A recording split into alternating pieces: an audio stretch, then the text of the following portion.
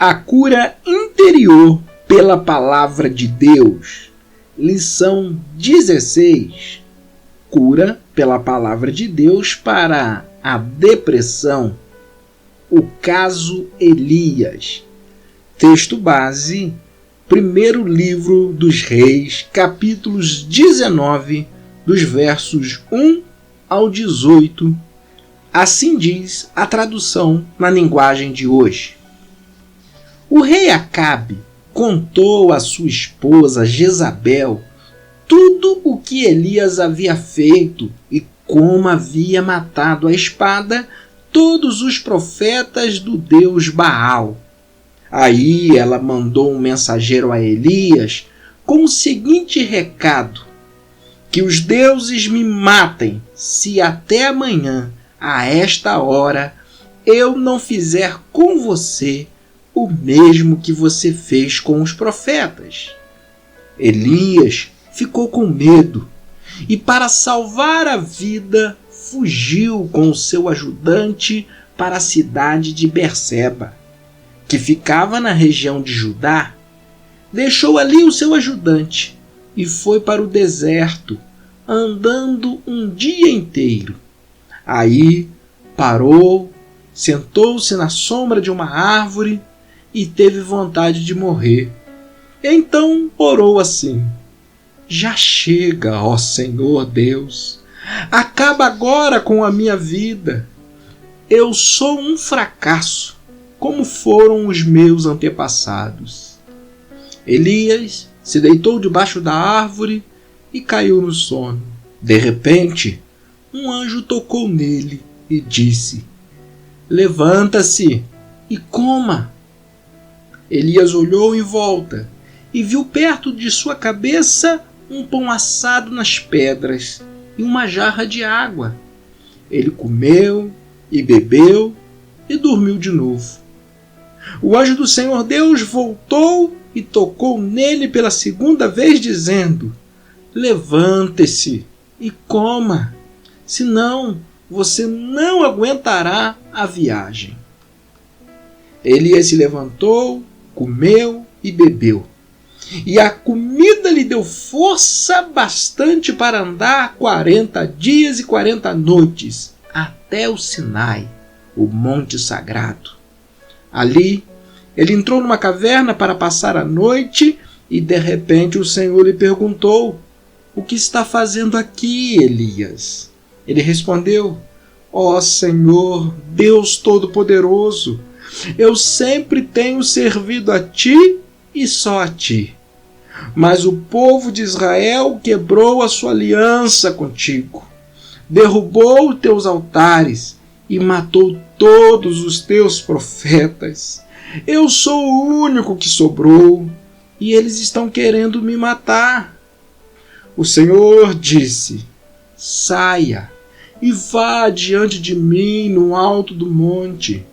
Então o Senhor passou por ali e mandou um vento muito forte que rachou os morros e quebrou as rochas em pedaços. Mas o Senhor não estava no vento. Quando o vento parou de soprar, veio um terremoto. Porém o Senhor não estava no terremoto. Depois do terremoto, veio um fogo. Mas o Senhor não estava no fogo. E depois do fogo, veio um sussurro calmo e suave. Quando Elias ouviu o sussurro, cobriu o rosto com a capa. Então saiu e ficou na entrada da caverna. E uma voz lhe disse: o que está fazendo aqui, Elias? Ele respondeu: ó Senhor, Deus Todo-Poderoso, eu sempre tenho servido a ti e só a ti. Mas o povo de Israel quebrou a sua aliança contigo, derrubou os teus altares e matou todos os teus profetas. Eu sou o único que sobrou e eles estão querendo me matar. Então o Senhor Deus disse: volte para o deserto que fica perto de Damasco. Chegando lá, entre na cidade e unja Azael, como rei da Síria. Unja Jeu, filho de Ninsi, como rei de Israel, e unja Eliseu, filho de Safate, de Abel-Meola, como profeta, para ficar em lugar de você. As pessoas que não forem mortas por Azael serão mortas por Jeú, e todos os que escaparem de Jeú serão mortos por Eliseu. Mas eu deixarei 7.000 pessoas vivas em Israel, isto é, todos aqueles que não adoraram o Deus Baal e não beijaram a sua imagem. A depressão é um estado emocional ao qual todos os seres humanos estão sujeitos. Há quem diga que o crente não fica deprimido e que tal situação reflete falta de fé. Mas isso não é verdade. Podemos ficar deprimidos e, na verdade, diversas vezes ao longo de nossa vida. Alguns personagens bíblicos, como Moisés, Jeremias, Paulo e outros, experimentaram profundas depressões. Davi escreveu alguns dos seus salmos mais belos quando estava deprimido, desanimado da vida, curtindo uma fossa. Ele desabafou: pois o inimigo me tem perseguido a alma, tem arrojado por terra a minha vida, tem me feito habitar na escuridão, como aqueles que morreram há muito. Por isso, dentro de mim esmorece o meu espírito, e o coração se vê turbado. Salmos 143, versos 3 e 4. Negar a possibilidade de que um servo de Deus entre em depressão, além de ser antibíblico, acrescenta à doença um forte senso de culpa, agravando o problema. Caindo na depressão. Todos atravessamos momentos de desânimo e depressão. Algumas pessoas sentem-se deprimidas sem saber o porquê. Tem um bom emprego, goza de saúde, possui uma família amorosa. Não tem motivo algum para reclamar da vida. E, no entanto, ela lhe parece sem brilho e sem sabor. O fato de se sentirem assim, sem encontrar razões que o justifiquem, normalmente as leva a acharem-se culpadas ou criarem teorias sobre as causas do seu desânimo. Elas próprias não compreendem o motivo da sua instabilidade, de seus altos e baixos emocionais, e sentem-se incomodadas com isso. Outros têm consciência do problema, das limitações e dificuldades, a quem atribuem a sua apatia e tristeza. Entre essas últimas se encontrava Elias, um dos personagens bíblicos de maior estatura espiritual. Elias pensava conhecer plenamente os motivos do seu estado de profundo abatimento. Ele remoía tudo constantemente no seu íntimo. Sentia-se perseguido, ameaçado, sozinho e atribulado.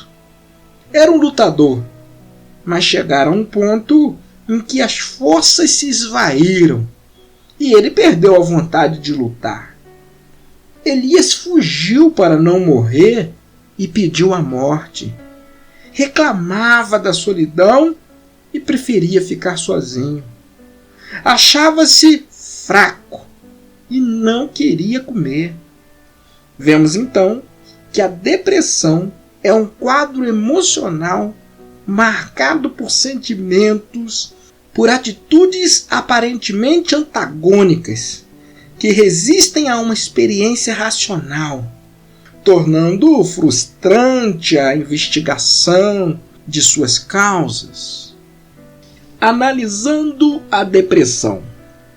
Elias tinha motivos para estar deprimido, e os tinha na ponta da língua, pronto para desfiá-los diante de Deus e de quem mais quisesse ouvir. Tenho sido muito zeloso na causa do Senhor, em paga sou perseguido e ameaçado, me sinto sozinho e abandonado. Se procurarmos justificativas para o nosso desânimo e tristeza, sempre as encontraremos, até de sobra. Somos muito bons nisso.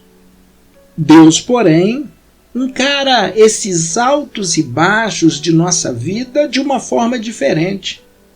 Ele vê essas mudanças como oportunidade de crescimento, como chances de manifestar o seu poder, de compartilhar conosco suas vitórias. As tribulações não são necessariamente algo mau. Os grandes vultos da história da humanidade tiveram de enfrentar obstáculos enormes e justamente por isso foram grandes. Saindo da depressão, o Senhor escutou as queixas do profeta e depois falou.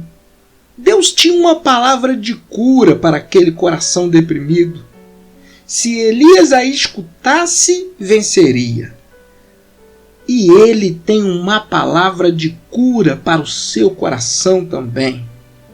O salmista, no capítulo 119, no verso 28, declara: a minha alma de tristeza verte lágrimas. Fortalece-me segundo a tua palavra. Antes de mais nada, Deus providenciou satisfação física para Elias. Veja os versos 5 e 6. Em segundo lugar, Deus providenciou para Elias satisfação ambiental. Versos 7 e 8. Em terceiro lugar, o Senhor providenciou satisfação espiritual. Versos 11 e 12. Satisfação ocupacional. Versos 15 ao 17. E, finalmente, o Senhor providenciou satisfação emocional. Versos 16 ao 18. Quem está deprimido a ponto de desistir de tudo, deve antes parar e pensar. Podemos agir como profeta, deitar-nos debaixo de árvores ou esconder-nos dentro de cavernas. Podemos dedicar nosso tempo a desfiar os motivos de nosso desânimo e aumentar nossas feridas. Todavia, o que realmente precisamos é buscar ajuda, lutar e vencer. Elias era um homem semelhante a nós, sujeito aos mesmos sentimentos. Está lá em Tiago, capítulo 5, verso 17. Sujeito, inclusive, à depressão. Mas o Deus de Elias é o mesmo Deus nosso. Ele concedeu a vitória ao profeta e também concederá a todos nós. O Senhor não sabe o que é desistir. Ele não desistiu de você. Se confiar nele e segui-lo, verá que as pedras do caminho não são obstáculos para fazê-lo cair, mas degraus para ajudá-lo a crescer. Amém. Que Deus abençoe o estudo da sua palavra. Leituras complementares. Salmo 139. Eclesiastes, capítulo 2, dos versos 1 ao 27. Joel, capítulo 2, dos versos 1 ao 13. E João, capítulo 21, versos 2 e 3.